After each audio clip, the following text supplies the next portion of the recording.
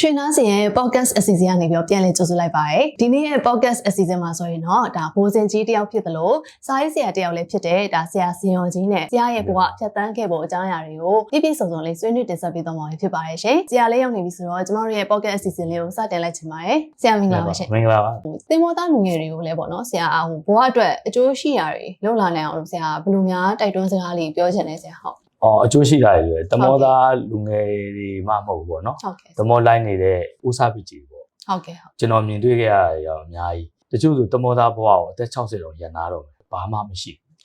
အိမ်ပန်းရပိုင်းမရှိဘူးဟုတ်ကဲ့အိမ်ငါးနေရဟုတ်ကဲ့ဘာစီးပွားရေးမှမရှိဘူးဟုတ်ကဲ့ဆိုတော့အကုန်လုံးကတော့အကြောင်းကြောင်းနေပါနော်ဘယ်လိုမှအဖြစ်မတင်ပါဟုတ်ကဲ့ဒါပေမဲ့အခုလူတစ်တွေရောလူဟောင်းတွေရောပေါ့နော်ဟုတ်ကဲ့ဆရာကျွန်တော်ကဘယ်လိုမျိုးလေးအကြံပြုခြင်းလဲဆိုလို့ရှိရင်တမောတစ်ခေါက်လိုက်တဲ့အချိန်မှာကိုရလာတဲ့ပတ်စံလေးကိုစီးပွားရေးတစ်ခုအနေနဲ့မလုပ်နိုင်သေးဘူးဆိုရင်ဒီပတ်စံလေးကို erase လုပ်နိုင်အောင်ကျွန်တော်3လနားမယ်ပေါ့3လနားမယ်ဆိုကိုယ့်ရဲ့ပျော်ရွှင်မှုခီးသွားမှုကဘယ်လောက်ရှိမယ်ပြင်အိမ်ရဲ့စာဝတ်နေရေးကလေးချောင်းတွေဘယ်လောက်အဲ့ဒါလေး case လုပ်တာဆိုရင်လည်းဟိုကစီးတဲ့ဆယ်နေမှာနော်ယောက်ျားကလည်းပြန်လာလို့ကိုလူနဲ့ချင်းတောက်မယ်ဒီလူနဲ့တောက်မယ်ပွဲရမပြီးကိုနေရောက်သွားမယ်ကလတ်တွေသွားမယ်ဆိုမိမလည်းတာကြည့်ရတယ်ကိုမှစီးပွားရေးမလုပ်နိုင်သေးဘူးဆိုရင်ရှာလာတဲ့ငွေ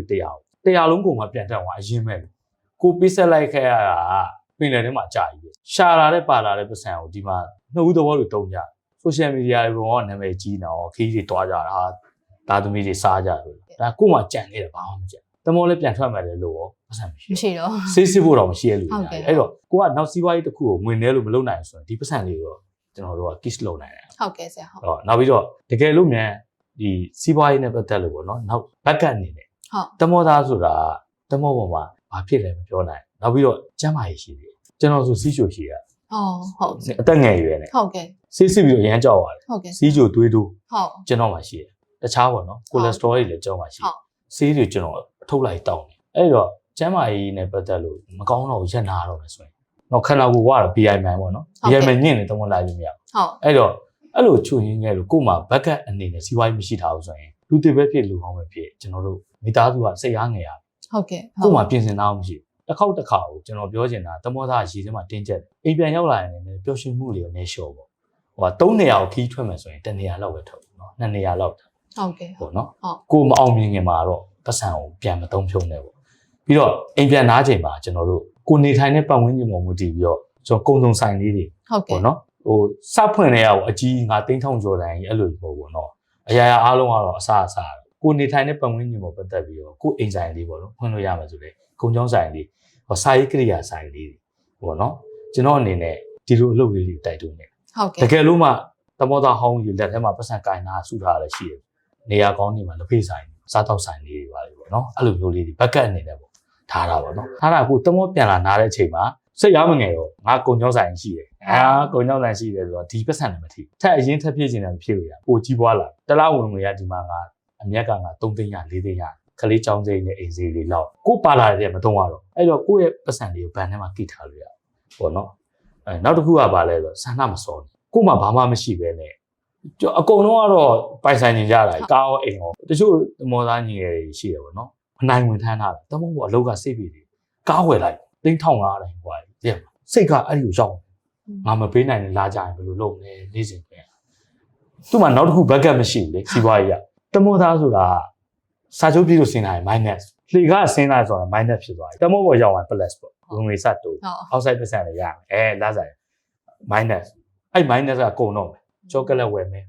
တငယ်ချင်းတွေပေါင်းတဲ့ရပလင်းလေးဝယ်မယ်ဘောနော်မိသားစုတဲ့အိမ်လေးဝယ်မယ်လှပပစ္စည်းလေးဝယ်မယ်သမီးလေးအတွက်ကျော်အဲ့လိုမျိုးပေါ့ minus ဖြစ်သွားပြီပြန်မရတော့အဲ့တော့ကိုက backup အနေနဲ့ပြန်ရအောင်လုပ်ထားအောင်အိမ်မှာနော်ဟုတ်ကဲ့ကျွန်တော်ရှိလားဆိုတော့ရှိပါတယ်ဒါပေမဲ့အဲ့လိုမျိုးလေးပေါ့ဝင်ငွေလေးတော့ရှိနေအောင်နော်ဒါလေးကိုထည့်ပြောချင်တယ်ကျွန်တော်အိမ်ချမ်းမြေလို့ပါရလို့မပြောချင်ဘူးပေါ့နော်ဒီနေရာလေးမှာဒါလေးတွေကတော့ကျွန်တော်တို့တမောသားဘွားနဲ့ကြိုက်နေတယ်အိမ်မှာလည်းဘာပြောလေးထိုင်နေနဲ့စီရောက်နေနဲ့ဝင်ငွေလေးရတယ်ပေါ့နော်အဲ့ဒါလေးလုပ်တဲ့